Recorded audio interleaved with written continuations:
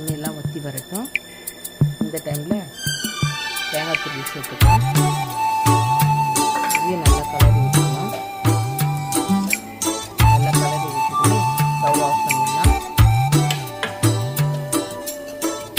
நல்லா கலரி விட்டுருவாங்க. Stove off பண்ணிட்டேன்.